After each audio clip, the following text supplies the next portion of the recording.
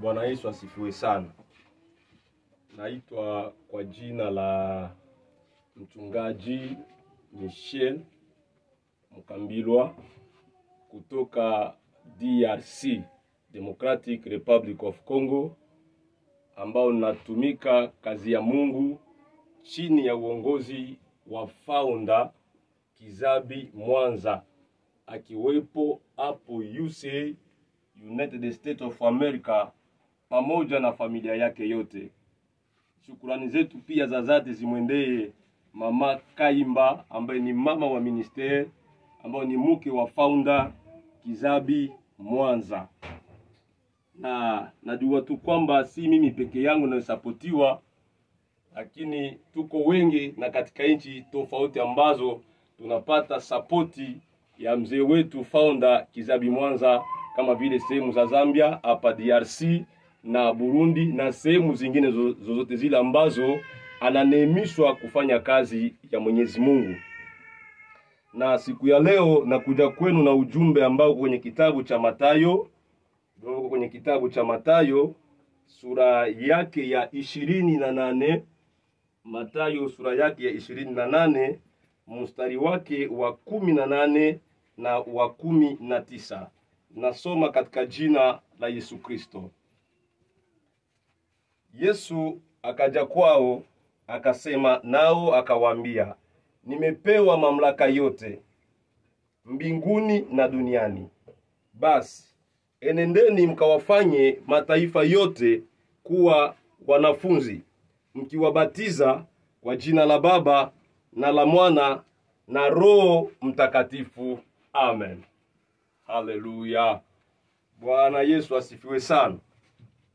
Kwa hiyo ndugu mpendwa, andiko ambalo tutakalolichambua siku ya leo ni andiko la kitabu cha Mathayo 18:19. Na kabla sijaingia kinaga ubaga kwenye injili hiyo, hapa kwenye neno letu la siku ya leo, acha tuoneshe Mathayo ni nani. Biblia inaonyesha kwamba neno Mathayo inamaanisha zawadi ya Mungu. Neno Mathayo inamaanisha zawadi ya Mungu. Na huyu jamaa alikuwa taxatere, alikuwa douanier pale kwenye boda ya Kapernaum, kama jinsi maandiko yanavyoshuhudia. Alikuwa douanier pale kwenye boda ya Kapernaum, na ripoti yake alikuwa anaipelekea hawa wa Roma. Sasa kwa taifa la Israel, narudia tena, mtu kufanya kazi ya kutaksi ndugu zake na kupeleka ripoti kwa wale wa Roma, ilikuwa ni kazi ya aibu. Hao watu walionekana kama vile watretre, wasaliti, kazi ya aibu. Yesu kwa neema yake mkubwa, Biblia inasema kwamba huko alikokuwa natoka, akaenda akapita pale kwenye boda ile ya Kapernaum ambayo ilikuwa kwenye mkoa wa Galilaya, akamkuta Mathayo yuko pale. Akamwambia Mathayo, njoo unifuate. Biblia inasema wazi kwamba moja kwa moja Mathayo hakushita kumfuata Yesu. Haleluya. Kuna kitu kilichonigusa katika wito wa Mathayo. Kuna jambo kabisa linonigusa katika wito wa Mathayo. Huu wito wa Mathayo wa kuacha kazi ya douane na kumfuata Kristo, kwa maisha waliokuwa nayo ya kutembea huku na kule kutangaza habari njema, sio jambo jepesi. Hiyo ndo kweli kabisa katika maisha ya utumishi. Sio jambo jepesi kuacha kazi ya douane na kwenda unafanya kazi ya injili. Wito huu niko na ulinganisha moja na moja na wito wa founder Kizabi Mwanza. Kwa sababu mimi binafsi, acha nikupatie ushuhuda wangu, nimetembea pata nchi 5 hapa Afrika. Ni kweli nimekutana na watu wenye kuokoka, ni kweli nimekutana na watu wenye kuamini Mungu, lakini wito tofauti. Kama wito wa mzee Kizabi Mwanza, mtu anasapoti kazi, ana familia ya mwili, ana ndugu wa mwili, ana ndugu dada zake wa kimwili, ana wakubwa zake, lakini wito wake mkubwa ni kusapoti kazi ya Mungu. Ni jambo ambalo naliona special katika maisha ya founder wetu Kizabi Mwanza. Ni jambo kabisa naliona special. Hebu Mungu tena mkumbuke na Mungu tena mbariki hapo walipo USA, United States of America. Kila naloligusa libarikiwe na yeye. Haleluya. Kwa hiyo ndugu yangu, acha twende kwenye neno la siku ya leo kwa sababu ya muda. Kwenye mstari wake kwenye sura ya 19, Biblia inasema enendeni mkawafanye mataifa yote kuwa wanafunzi. Ukienda kwenye Biblia Kifaransa nasema aller. Hii verbe aller iko conjugué ku imperatif na mode imperatif. Biblia Kifaransa kinashuhudia kwamba iko mode ya commandement, iko mode ya obligation, iko mode ya kuremplir devoir yako. Haleluya. Lakini maandiko nasema kwamba kwa wale wanaojua kwamba Yesu Kristo ni Bwana na Mwokozi, maandiko inaonesha wanakamilisha jambo hili.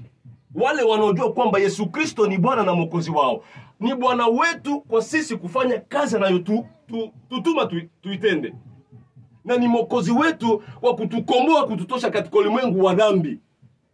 Neema ya Mungu ikuguse haswa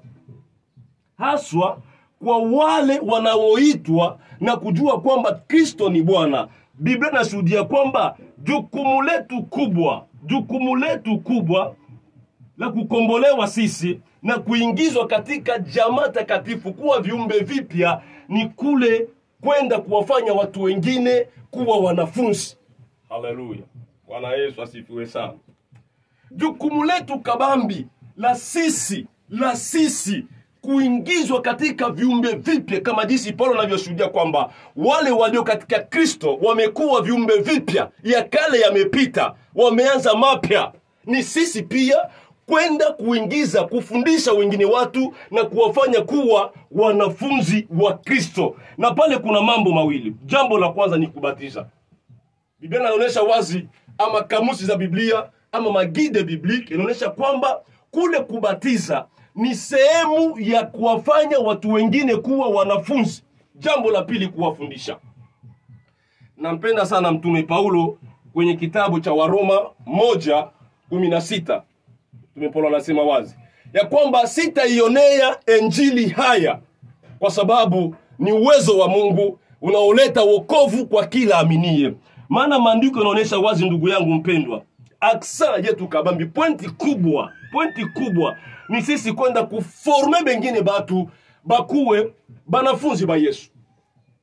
Asi nawezekana wewe kutokwenda kutangaza injili, uko nasikilia injili haya. Wewe kutokwenda kutangaza injili, uko nasikilia injili haya. Lakini Paulo anasema wazi kwenye kitabu hicho kwamba hata ionea injili haya, Waroma 1:16, hata ionea injili haya kwa sababu ni uwezo wa Mungu unaoleta wokovu kwa kila anayeamini. Pointi ya kufata, ukishuhudia kwamba wewe unajua neno la Mungu. Come on, Pastor Michael. Ukishuhudia kwamba wewe unajua injili, pointi ya kufata kubwa ni wewe kutoka kwenda kufundisha watu wengine. Haleluya. Huwezi kamwe kusema unajua injili na huku hautoki kwenda kufundisha watu wengine. Haviwezekani. Maana Biblia inaonyesha wazi kwamba hata watu wenzetu waliotutangulia katika imani, waliteswa, walisulubiwa, walizarauliwa kwa sababu ya kule kutoka kwenda kufundisha neno la Mungu. Sitaki sana kuchambua leo